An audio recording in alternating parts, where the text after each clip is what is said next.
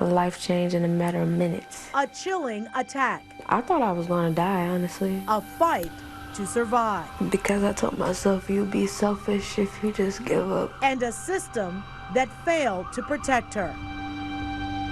Tonight, case dismissed. Our investigation reveals how hundreds of accused abusers got off scot-free. 5 on Your Side investigator Sarah Buttison is here tonight with one survivor's story. And Sarah, she has a message to share.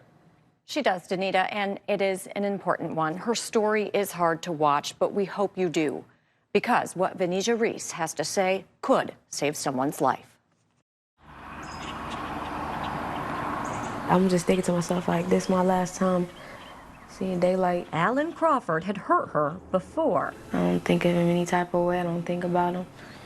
He knew what he came to do. But Venetia Reese never imagined he would leave her like this. I had got head surgery. I had to get all my hair shaved off. I just had this done.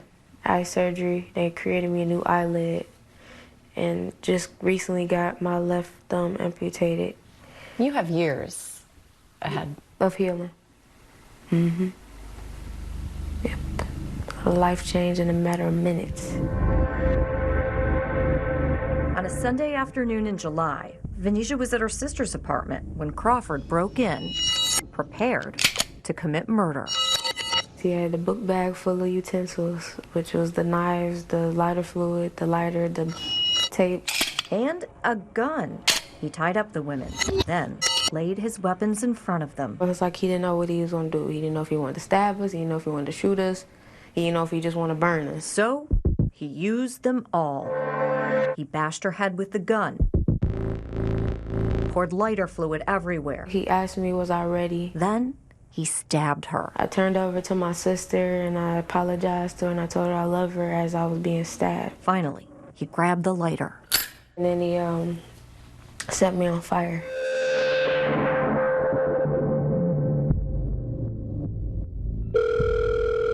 And what was on fire? I was on fire.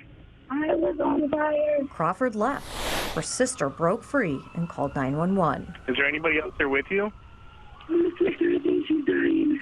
Later that day, he made his own 911 call. I'm trying to turn myself in. I know what I did was wrong. And he was smiling in his mugshot. I mean, that's disgusting. Alan was always abusive. In 2015, he beat her as she cradled their baby girl. When he was punching me while I had her in my hands. An incident she now sees as a missed opportunity. I ran out the front door, called the police, and had him arrested. They had took pictures and everything. Crawford was charged with domestic violence for the 2015 attack, but never convicted, never even went to trial, because the case against him was dismissed. The system, to me, with the DV cases, is lazy. Since her case is not unusual, we found over 3 years, 60% of domestic violence cases in Cleveland were dismissed. Even more troubling, the percentage is growing. Numbers are going in the wrong direction. Yeah. Yeah.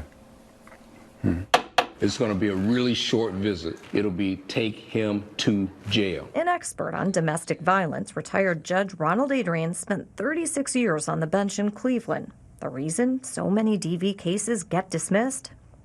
It's complicated. It's a witch's brew. Some abusers threaten their victims. Others sweet-talk them. Either way, the result is the same. Victims drop out. They have all kinds of reasons, many of them good, for doing that. Take Venetia's case. In 2015, Crawford promised he would never hurt her again. Did you believe him? Yep. That's the sad part. I did. It's also easier said than done. The case kind of goes south. To pursue a victimless prosecution, unless there's strong evidence like witnesses and pictures. Cases become weak. So weak, they're dismissed. Each stage is fraught with peril for the possibility of conviction. I asked city prosecutors why Cleveland's dismissal rates are rising, but they refuse to talk with us. I didn't feel good about letting the case go, though, and I'm not just saying that because of what happened already. Venetia doesn't know why Crawford tried to kill her. She only knows why she survived. Alea, Aiden, and Avea. I have 3 kids to take care of. So I kept going. The children were there, watching as their father tortured their mother. I knew I had to stay up, because if I would have closed my eyes, I wouldn't have made it. I wouldn't have made it.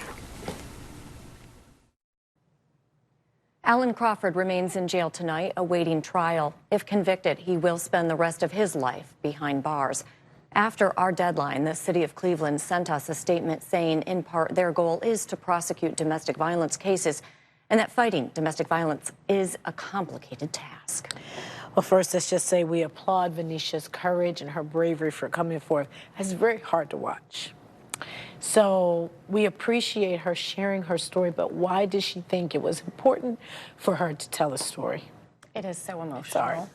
It is hard. She wants every woman watching to know their worth, to leave at the first sign of abuse, even verbal abuse, and to have hope, because help is available to rebuild your life, and that is something she is doing right now. All right, Sarah, thank you so much for sharing it. And Venetia, if you're watching, we appreciate your bravery tonight. Thank you.